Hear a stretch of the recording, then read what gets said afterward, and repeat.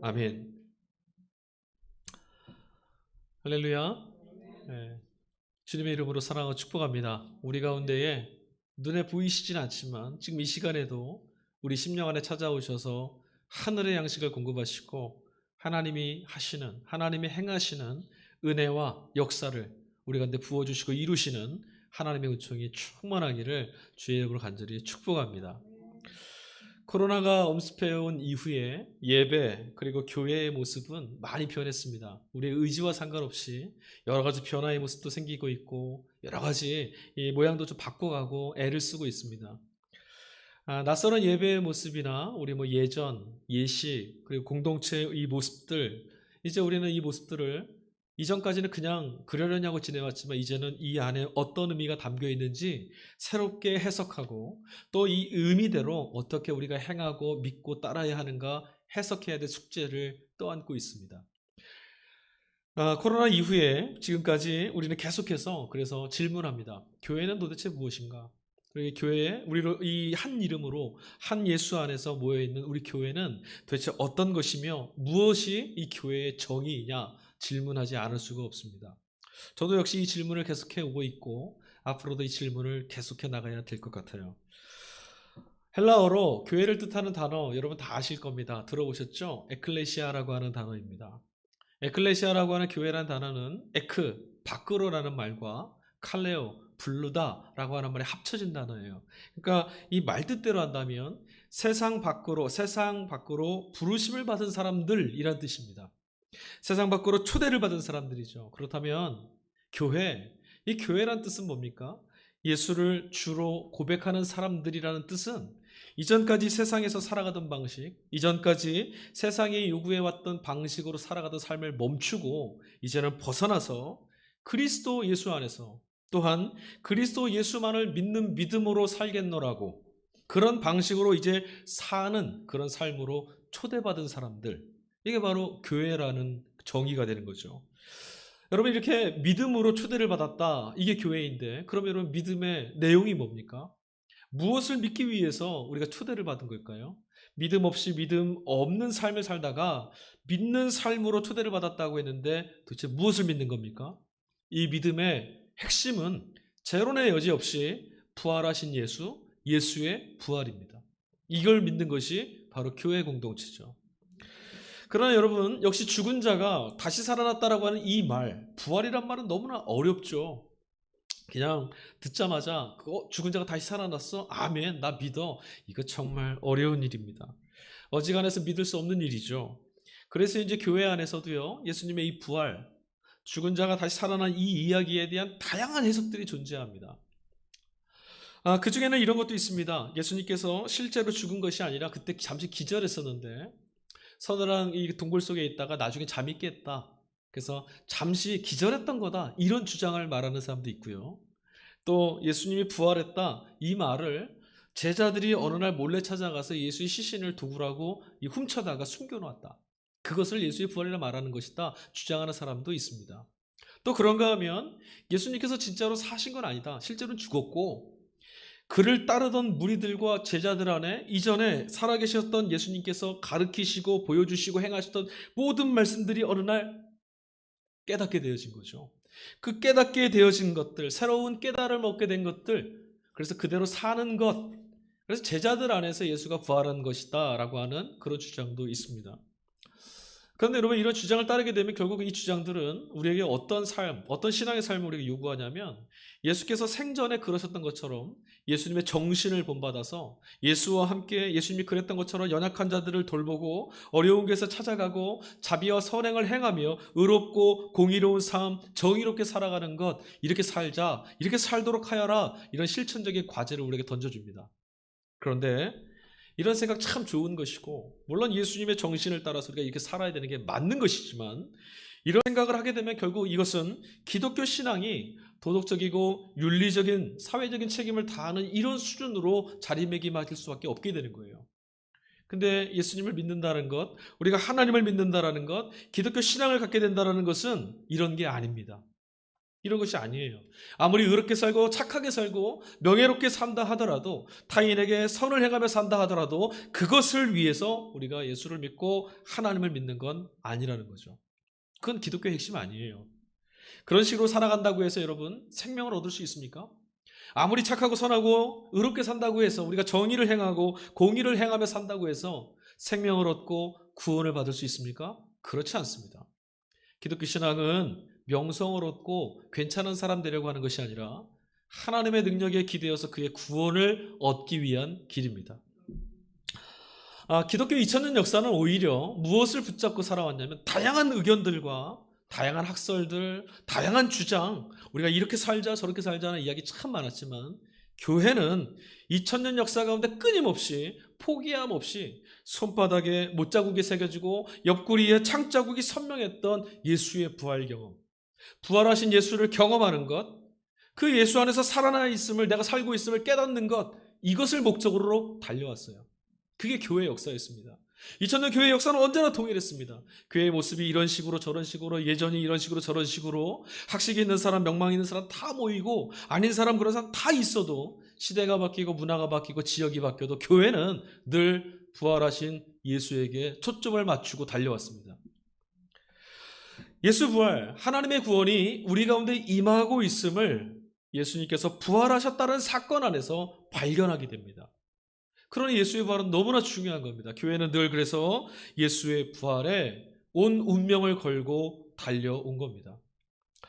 예수님께서 명령하셨던, 예수님의 증인으로 살아라, 너희가 앞으로 나의 증인이 되어서 살아라, 땅 끝까지 증인이 되어라 하셨던 말씀이나, 우리가 신앙생활을 하는 것들, 교회 생활을 하는 것들 다 여기에서 벗어나지 않습니다. 그러나 우리가 교회 생활을 한다는 것, 신앙생활을 한다는 것, 교회가 하는 모든 것들이 다 이것 하나, 뭡니까? 예수의 부활, 부활하신 예수를 경험하고 그 안에 깃들여 있는 하나님의 생명을 발견하는 것, 이게 목적인 거예요. 이게. 만약에 여러분 예수 부활을 통한 믿음, 그 믿음을 가지고 하나님의 은총을 경험하는 것, 그것에 우리가 시선을 놓치게 된다면, 만약에 예수 부활을 빼놓고 생각한다면 교회는 더 이상 교회일 수가 없습니다. 아무리 의로운 사람들이 모이고 아무리 선한 일들을 많이 행하며 사회에서, 세상에서 칭찬받는다 하더라도 그것은 기독교 신앙이 지향하고 있는 교회는 아닌 거예요. 교회는 오직 부활하신 예수, 우리 가운데 살아계심을 믿고 그 예수와 함께 살아가는 것, 이게 교회입니다. 교회는 단순한 친교 모임이나 사회 공동체, 어떤 사회 단체, 사회 사업하는 것 절대 아닙니다. 교회는 한 사람 한 사람 각자의 믿음의 자리에서 하나님께서 죽은 자를 살려내셨던 것처럼, 아니 예수님을 살려내셨던 것처럼 우리 안에도 하나님의 능력으로 우리를 살려내는 것들을 경험하는 겁니다. 그러니까 우리는 교회로서 마땅히 이것을 경험해야 되고 이것을 경험하기 위해서 달려가야 합니다. 오늘 우리가 요한복음 복음서 말씀 읽었습니다. 오늘 성수일과 부활절 두 번째 주일 삼독서로 주어졌던 오늘 요한복음 복음서의 내용은 안식 후 첫날, 그러니까 예수님께서 부활하신 그날 있었던 이야기예요. 오늘 본문 속에서 가장 두드러진 등장인물이 하나 있습니다. 누구죠? 도마입니다. 도마. 우리 많이 알고 있죠. 도마는 부활하신 예수님께서 제자들을 찾아오셨던 그날 당시에 그곳에 함께 있지 않았습니다. 그래서 예수님의 부활을 목격했던 다른 제자들과 사람들이 야, 주님이 부활하셨어 했던 말을 도무지 믿지 못합니다. 당연한 거죠. 죽은 사람이 다시 살아난다는 얘기는 그냥 쉽게 믿을 수 있는 얘기가 아닙니다. 누구나 그럴 법한 이야기예요. 지금도 수많은 사람들이 예수의 부활 소식을 받아들이지 못합니다. 어쩌면 교회 안에도, 우리가 신앙생활하는 우리 안에도 여전히 거기가 지향점이면 알고 있지만 여전히 너무 어렵다. 죽은 사람이 다시 살아난다니, 예수님께서 죽으신 것까지는 내가 믿는데 그가 죽은 자가 살아났다는 건 도무지 믿지 못하겠다, 그렇게 어려워하는 분들도 있어요. 여하튼 부활을 믿을 수 없었던 그 도마를 우리도 막 핀잔합니다. 의심 많은 도마라고. 그죠? 뭐 노래를 할 때도 우리 아이들 교회 학교 노래 찬양에도 그거 있잖아요. 의심 많은 도마, 막 조롱하고 비난합니다. 어쨌든 예수님께서요, 첫 번째 이 제자들에게 나타나신 이후에 8해가 지나고 나서 8일 후에 다시 제자들을 찾아왔어요. 근데 오늘 본문 보니까 그때는 도마가 그곳에 있었습니다. 제자들을 찾아오셨는데 도마가 그 주님을 발견하고 나서 오늘 본문의 말씀 보니까 28절에 주님께 이런 고백을 합니다. 나의 주님이시요 나의 하나님이십니다. 그 말을 듣고 예수님께서 그에게 또 바로 답하세요. 뭐라고 말씀하셨냐면 29절 보니까 너는 나를 본거로 믿느냐? 보지 못하고 믿는 자들은 복되도다 하시니라. 여러분 어떻게 들리십니까? 예수님의 말씀이 여러분의 귀에는 어떻게 들리세요? 아유 그거 봐라. 예수님의 제자라고 하더니 예수님 믿지도 못하고 의심하더니 예수님께 책망받았구나. 꼭 책망하시는 것처럼 들리지 않습니까? 믿음 없음을 타박하시는 것 같지 않아요? 3년이나 나와 함께 했는데 이게 번번한 믿음도 제대로 못 보여주고 이 정도밖에 안 되더냐? 꾸짖는 것처럼 들리시지 않습니까? 초기 교회 공동체의 신앙의 모습을 우리 잠깐 좀 생각해 봐야 될 것 같아요. 그러니까 예수님이 부활하시고 승천하신 다음에 세워졌던 교회 공동체 모습 말입니다. 초기 교회 공동체는 아까도 말씀드렸지만 교회, 즉 예수의 부활에 그것에 목숨을 걸고 삶을 걸고 믿음을 다해서 살아왔습니다. 근데 그 예수의 부활을 처음 예수님의 부활을 목격했던 사람들, 오늘 본문에 나왔던 예수의 제자들과 함께했던 사람들, 그들의 증언을 통해서 예수 부활을 함께 고백하는 교회가 됐었어요. 그런데 문제가 좀 있습니다. 오늘 우리가 읽은 이 요한복음은요, 학자들에 의하면 성서학자들에 따르면 AD 최소한 한 100년쯤 그때쯤 지어진 거라고 기록됐다고 이야기들을 해요. 그러니까 예수님이 부활하시고 나서 예수님의 부활의 부활을 직접 목격했던 제자들과 증인들이 한 사람, 두 사람 세상을 떠난 이후의 일들이에요. 그때 복음서가 기록됐어요. 오늘 우리가 읽은 이 도마에 대한 이야기도 예수님을 직접 목격했던 사람들이 다 세상을 떠난 다음에 이 다음에 교회를 짊어지고 나가야 될 사람들을 위해서 예수의 부활을 증언해야 될 그들을 위해서 기록된 글이라는 거죠. 당시의 교회 현실은 참 깝깝한 상황입니다. 부활을 목격한 사람들이 하나도 없으니 증인이 이제 사라지고 그 증인들의 증언의 내용을 들은 사람들이 부활의 증인이 되어야 되는 그런 상황이었거든요. 그럴 거 보면 우리랑 똑같죠. 우리 중에도 예수님께서 부활하셨을 때 당시의 모습을 목격한 사람은 아무도 없습니다. 우리 모두 다 성경의 말씀을 통해서 예수께서 부활하셨던 사건을 전해 들었습니다. 우리랑 똑같은 거예요. 그런 상황에 교회 공동체가 놓여 있었어요. 아마도 본문 속에 등장한 이 도마는 이제 이후에 부활의 목격자들의 증언을 전해 듣고 그것을 붙들고 예수 부활의 생명의 그 믿음의 삶을 살아가야 되는 이 후대의 교회 공동체, 후대의 성도들을 그들의 삶의 자리를 대변하는 역할을 하는 것 같아요. 우리가 그렇게 놓고 보면 오늘 도마를 향해서 주셨던 예수님의 말씀은 타박하고 믿음 없음을 책망하는 것이 아니라 예수님의 부활을 직접 목격하지 못하고도 그 믿음의 삶을 지켜가고 어렵고 힘든 삶의 자리 박해의 현장에서도 그 부활 신앙을 붙들고 살아가는 교회, 그 성도들을 위로하시는 음성이라는 거죠. 그러나 하나님 예수님께서 그들을 위로하시는 말씀이라고 우리가 새겨도 여전히 2000년 전에 죽은 자가 다시 살아나는 이런 일들 납득하기 어렵고요. 예수님 말씀대로 보지 않고 믿는 것, 그게 어떻게 복이 되는지 전혀 와닿지가 않습니다. 오늘 우리 입장에서는 그렇지 않습니까? 야, 이 중에 이렇게 신앙생활하다가 꿈이라도 환상이라도 부활하신 주님 만나 뵙으면 그게 복이 아닐까? 우리 그렇게 생각하는데 주님은 그렇게 반대로 말씀하셨어요. 그러니 어렵죠. 대체 우리가 보지 않고 믿는다라는 것이 가능할까요? 주님은 이게 복이 된다고 하셨는데 보지 않고 믿는 것. 부활을 부정하고 있는 세상에서 예수님을 죽은 자 가운데서 다시 살려내신 하나님을 믿고 산다는 것은 참 어려운 일이죠. 세상 속에서 하나님 믿고 사는 거 어렵잖아요. 그죠? 근데 이것보다도 더 원론적으로 죽으셨던 예수님께서 다시 살아나셨다는 것을 우리 머리로 이해하는 것도 만만치 않게 어렵습니다. 여전히 어려워요. 하지만 예수 부활을 어떻게 믿을지 이것을 갖고 우리는 여전히 씨름해야 합니다. 왜냐하면 아까도 말씀드렸지만 교회는 예수의 부활로 시작되고 예수의 부활로 마침표가 찍혀야 되거든요. 물질 문명에 경도된 삶을 살아가는 우리들에게는 눈에 보여지는 게 아니면 해석이 잘 안 됩니다. 뭐든지 눈에 보여야만, 자본주의가 싹튼 이후에 우리는 모든 것들을 눈에 보이는 무엇인가를 통해서 평가하고 그것으로만 받아들이고 인식하는 삶에 익숙해져 왔습니다. 여러분, 잘 산다라는 말이 무슨 말입니까? 예전에는 잘 사는 것 이렇게 질문을 받거나 질문하게 되면 어떻게 사람답게 사는가? 어떻게 사람답게 살 수 있을까? 어떻게 하면 인간답게 살 것인가? 짐승처럼 살지 않고 바르고 합당하게 살 수 있을까? 이렇게 질문됐었는데 요즘에는요. 잘 산다라는 말을 들으면 다 그런 거죠. 얼마나 좋은 집에 살고 얼마나 부유하고 얼마나 명예를 얻고 성공할 수 있을까? 이렇게 해석되고 말았어요. 꿈이라고 하는 단어도 마찬가지입니다. 꿈이란 말을 들으면 우리는 다 이렇게 생각해요. 직업이나 돈벌이 수단. 그런 것들 생각합니다. 그 이상으로 생각해내지 못해요. 그리고 나서 우리는 꿈이라는 것을 정작 잃어버리고 말았죠. 예전에는 한여름만 되면 시골에 내려가서 할머님한테 이야기들, 재미난 이야기 많이 듣습니다. 그 중에 보면 여러분 그거 아시죠? 달나라에서 방아 찧는 토끼 이야기. 지금도 방아를 찧고 있을까요? 근데 여러분 달 표면에 파여있는 움푹 파여있는 이 분화하고 마치 옆에서 직접 가서 보는 것처럼 선명한 사진을 통해서 보면서 크고 있는 우리 아이들에게 달에서 방아 찧는 토끼 이야기는 터무니없는 거짓말이죠. 예전에는 사람들이 다 이렇게 말했어요. 하늘이 우리를 내려다보고 있다. 그렇죠? 하늘이 우리를 내려다보고 있다. 하늘의 주인이 우리를 지켜보고 있다. 이렇게 말하며 살았어요.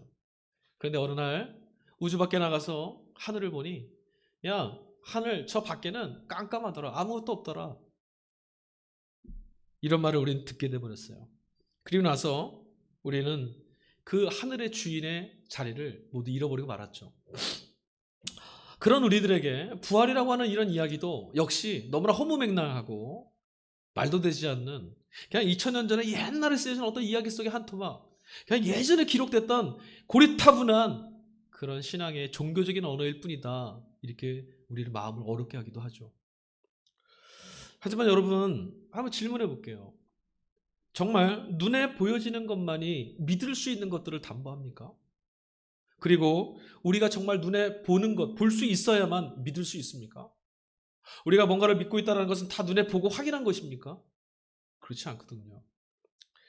과학의 발전으로 우리는 우주를 관찰하게 됐습니다. 그뿐만 아니죠. 아주 미세하게 들어가면 우리 세포 하나하나 이 속에서 도대체 무슨 일들이 벌어지는지도 우리는 이제 관찰하게 됐어요.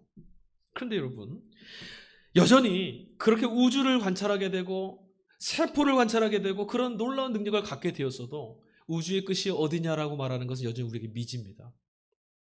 세포 하나하나가 이렇게 돼 있어. 야 정말 대단하다. 이야 놀랍다. 이거 발견했다. 바이러스의 모양에서 이런 게 발견됐다라고는 하지만 과연 그런 것들이 어떻게 해야 살게 되는지 그 안에 생명이 어떻게 역사되고 있는지 그것에 대해서 우리는 아무 말도 하지 못합니다.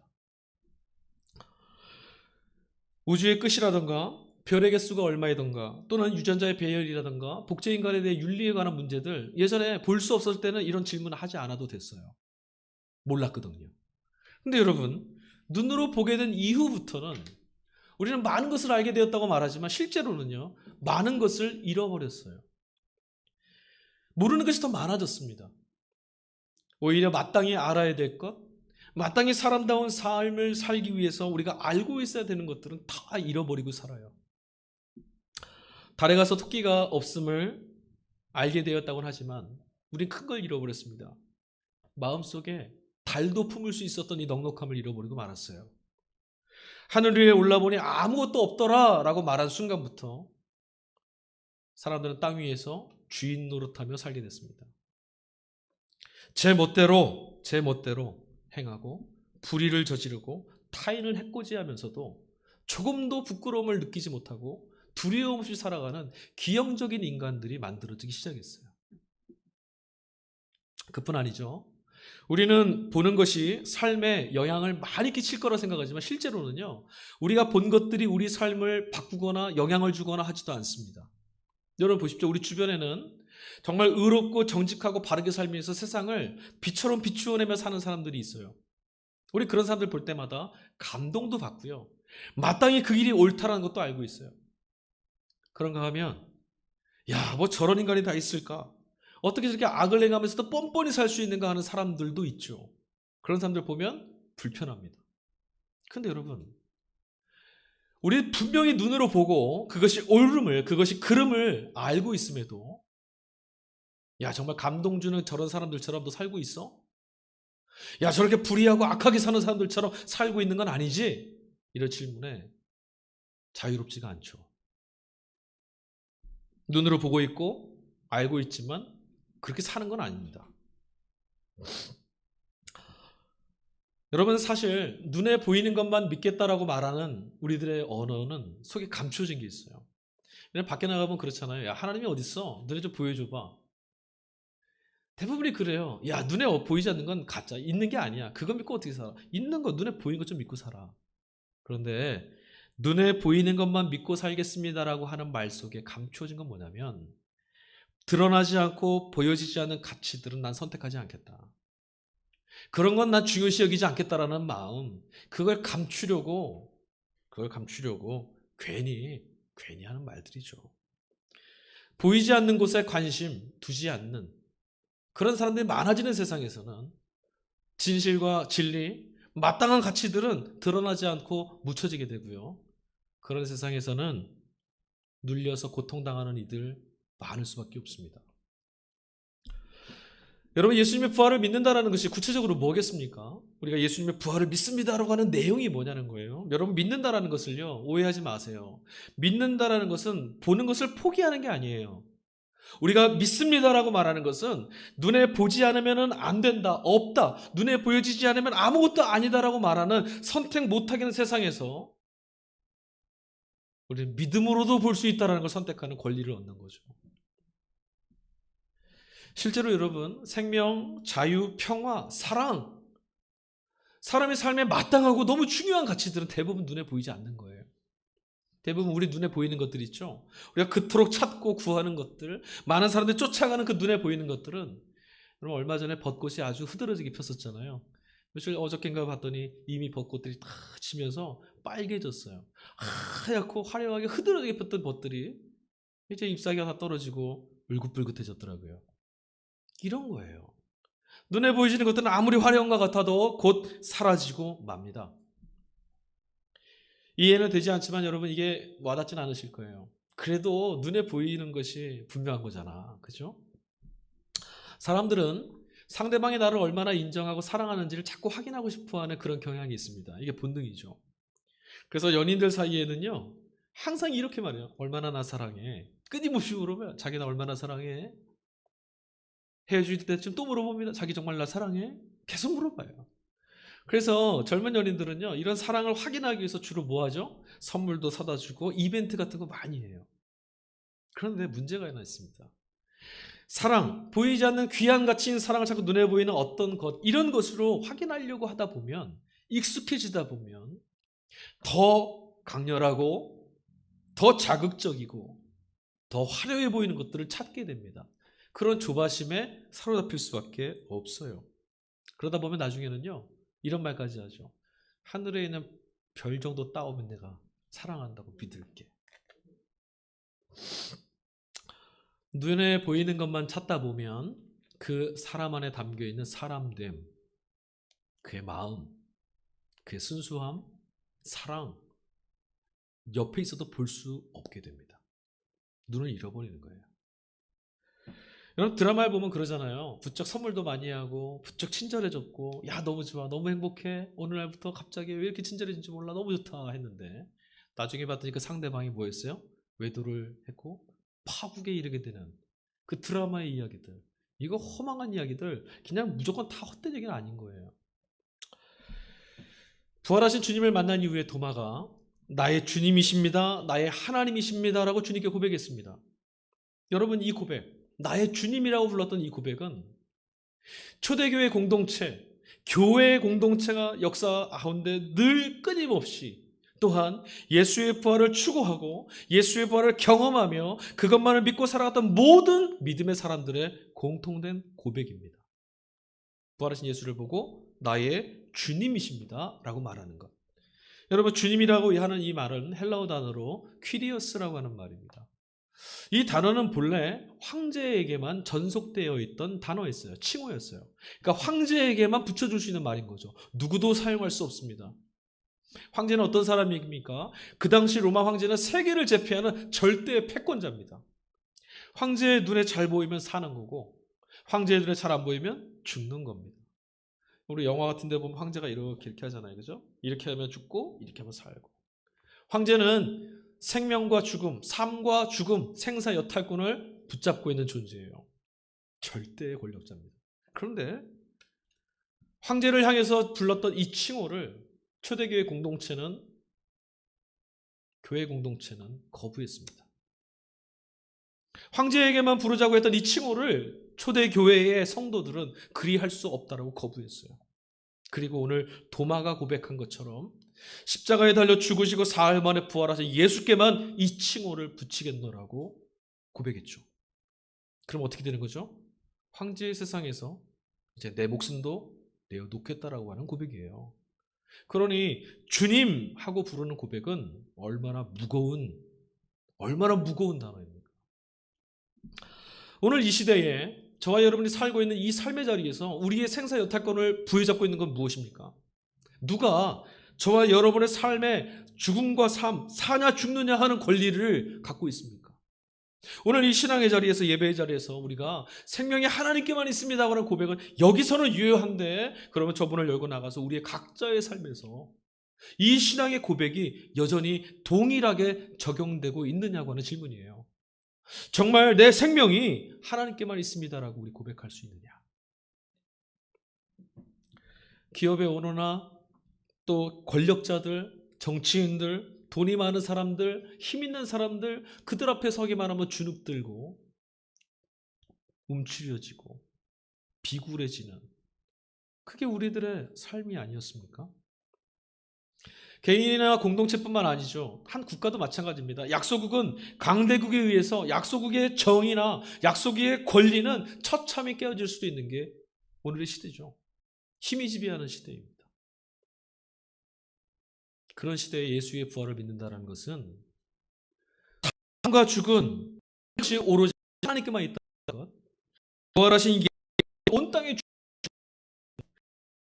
예수의 부활에 생과 사의 결정권이 하나님, 예수를 부활시켰던 하나님께만 있음을 믿고 의지하며 살겠노라고 하는 믿음의 고백을 담고 사는 거예요. 예수의 부활의 증인이 된다는 것은 이걸 늘 경험해가는 거죠. 여러분, 이런 믿음을 우리가 갖고 있게 된다면 어떻게 될까요? 우리 삶이 당황하거나 두려워하거나 내몰린 것 같은 이 초조함 벗어날 수 있죠. 왜요? 내가 살고 죽는 게 모든 것이 하나님께 있는데, 그러면 그건 아무것도 아닌 거잖아요. 세상에서 말하는 성공이나 복을 다 급하게 달려가지 않아도 됩니다. 왜요? 나의 살고 죽음은 하나님께 있으니까. 시키는 대로 하지 않으면 죽는다라고 말하는 세상을 향해서 시프론 로마 황제의 권력 앞에서도 나는 그리할 수 없다고 말했던 교회 공동체, 그들처럼, 아니 우리도 교회인이 나의 주인은 하나님뿐이시다, 나의 주인은 하나님께서 부활시키셨던 예수 그리스도이시다라고 고백하는 것, 이게 바로 예수의 부활. 그런데 여러분, 궁금한 게 한 가지 더 있습니다. 오늘 도마가 예수님을 만난 다음에 나의 주님, 나의 하나님이시라는 믿음의 고백을 회복했죠. 근데 그 전에 예수님이 이렇게 말씀하셨어요. 자, 네가 그렇게 의심했다면서 내 손에다가 네 손을 한번 넣어. 그럼 어떻게 했을까요? 도마가 예수님 말씀대로 그 손을 이렇게 넣어봤을까요? 안 넣어봤을까요? 제가 오늘 그 우리 동력교회 블로그에다가는 카라바조라고 하는 사람이 그렸던 그림이 있어요. 의심 많은 도마라는 제목의 그 그림을 걸어놨는데, 그 그림에서는 화가는 도마가 예수님의 옆구리에 손을 이렇게 집어넣고 있는 모습을 그려놨어요. 화가의 이제 해석이죠. 근데 도마는 손가락을 집어놨을 거예요. 손가락을 넣어서 예수가 부활하셨다는 걸 믿게 됐다면 이건 뭐냐면, 보아야만 믿겠다, 이해가 돼야만 믿겠다, 객관적인 증거가 있어야만 믿겠다라고 하는 고백일 수밖에 없어요. 근데 도마가 어떻게 해서, 의심 많았다고 말하는 그 도마가 어떻게 해서 보지 않는 초대에 어서 예수의 부활하신 예수를 믿게 되었을까? 여러분, 지금 도마의 이야기가 아까 제가 말씀드렸죠. 보지 않고 믿어야만 하는 후대의 교회 공동체, 그들의 삶의 자리라고. 이걸 가지고 한번 생각해 보세요. 예수님의 부활을 직접 목격한 적이 없는 이들입니다. 도마는 지금 자기 앞에 서 계신 분이 예수님이시기 때문에 믿었던 거예요. 이 말이 이해가 되세요? 만약에 자기 앞에 서 계셨던 그 사람이 야, 이분이야, 죽었다 살아온 사람이 이 사람이야 했는데 예수가 아니었다면 도마는 기절했을 거예요. 여러분 생각해 보세요. 만약에 우리가 장사를 지내고 이제 땅에 묻고 돌아온 어떤 사람, 이제 장례를 치르고 돌아왔습니다. 한 3일 정도 지났어요. 그럼 예배를 드리고 있는데, 혹은 각자의 집에서 이제 편안히 쉬고 있는데, 그이가 문을 열고 들어온다면 여러분 어떻게 하시겠어요? 기절하죠. 귀신이라 할 거예요. 오늘 성경 말씀에 보니 예수님이 찾아오셨을 때 제자들은 다 어떻게 했냐면 예수의 부활을 목격한 이들은 모두 다 기뻐했다라고 말합니다. 죽은 자가 살았음을 보았다. 예수님이었기 때문에 그런 거예요. 이게 중요한 거예요. 도마는 죽은 사람이 살아난 그 놀라운 어떤 메커니즘과 현상과 사실을 보았기 때문에 고백한 게 아니라 내 앞에 계신 그분이 자신의 인생과 삶을 걸겠노라고 결심하고 3년을 따라갔던, 바로 불과 며칠 전에 십자가에 달려서 죽음에 내어 던져졌던 그 예수님이었기 때문에 믿었던 거죠. 눈으로 보았다는 사실을 경험하였느냐? 여러분, 이게 아니라 과연 자신 앞에 드러난 그이가 예수님인 걸 믿을 수 있겠느냐? 이 질문이 중요한 겁니다. 여러분, 부활의 목격자들, 그들도 늘 같았어요. 우리랑 같았어요. 그리고 부활의 목격을 증언해서 들은 사람들도 똑같았습니다. 왜요? 딱 이유는 하나입니다. 그분이 예수 그리스도였거든요. 부활을 목격하기 때문에 믿는 것? 아니요, 그게 아니라는 거예요. 꼭 기억하셔야 돼요. 부활을 목격했기 때문에 믿는 것이 아니라 예수를 믿었으므로 부활 사건에 참여할 수 있게 되는 겁니다. 오늘 우리가 읽진 않았지만 성서일과 응송으로 주어진 본문 말씀이 시편 16편 말씀입니다. 시편 16편의 내용은 다윗이 지었다라고 말하는데 피난처를 구하고 있는 노래예요. 그 1절 말씀이 이렇게 시작합니다. 하나님 나를 지켜주십시오. 죽을 힘을 다해서 주님께 피합니다. 이 말만 들어도 지금 이 시인이 처해 있는 삶의 자리가 얼마나 힘들었을지 와닿죠. 죽을 힘을 다해서 주님께 피합니다. 이 말은 뭡니까? 내가 어디를 둘러봐도 내 인생과 생명을 살릴 길이 없습니다. 내 힘으로는 아무것도 할 수가 없습니다. 라고 하는 처절한 고백이죠. 내가 할 수 있는 무엇인가 있는데 죽을 힘을 다해서 이걸 붙들고 있겠습니까? 그냥 저거 하면 되지. 근데 지금 시인은 죽을 힘을 다해서 나는 주님께 피하려고 합니다. 말해요.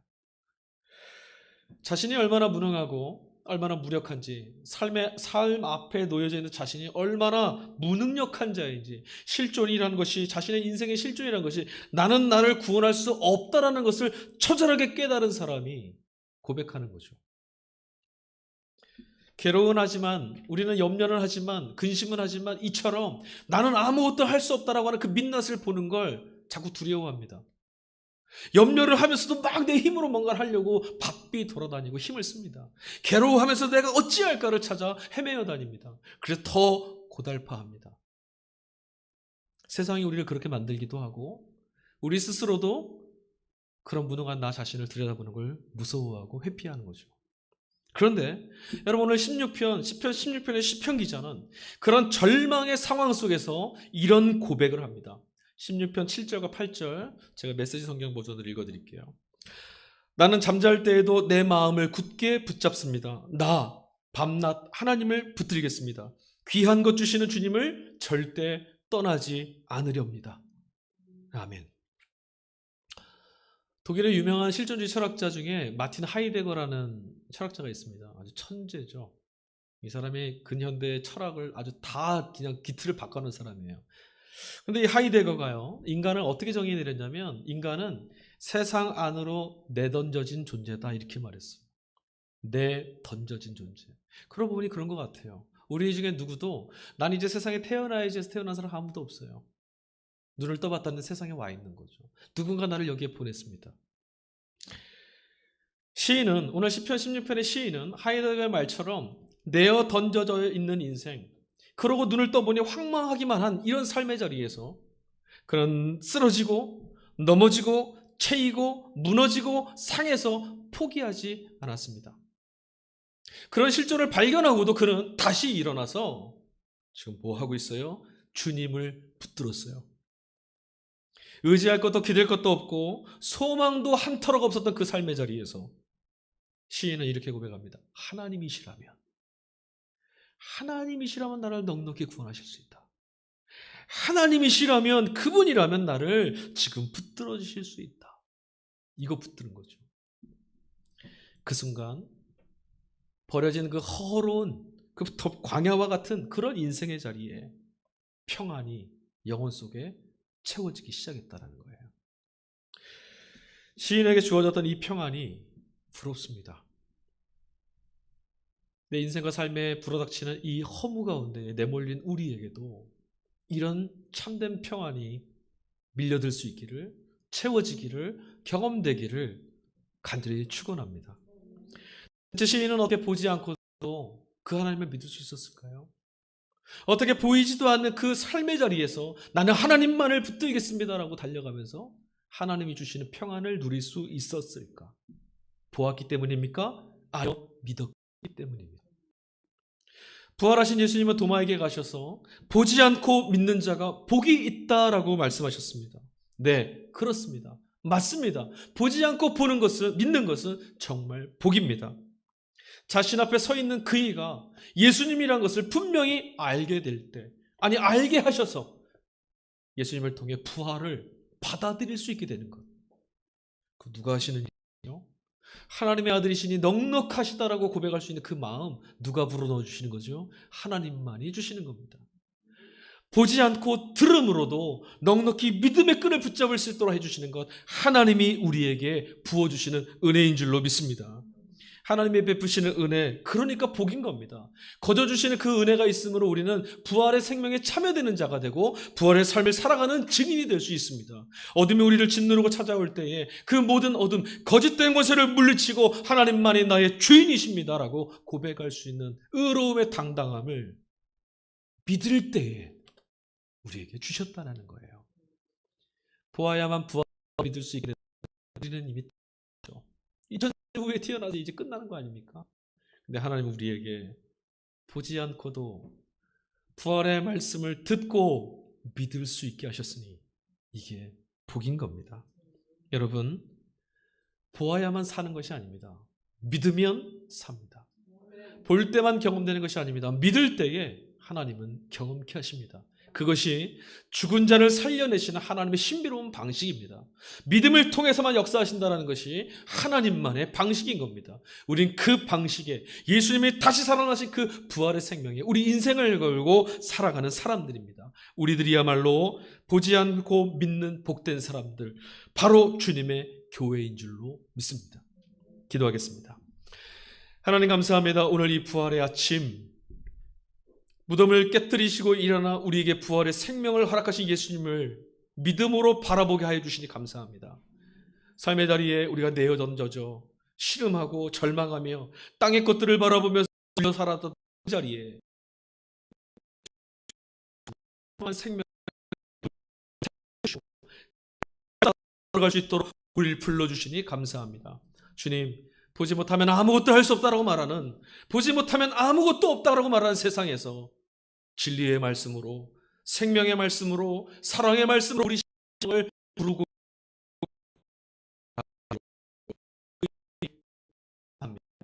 보지 않고 믿음으로 주 앞에 나가는 주님의 백성 되게 하시고 자녀 되게 하셨으니, 참된 복된 사람 되게 하셨으니 감사합니다. 우리 안에 생명을 이루신 거룩하신 주 예수 그리스도의 이름으로 기도했습니다.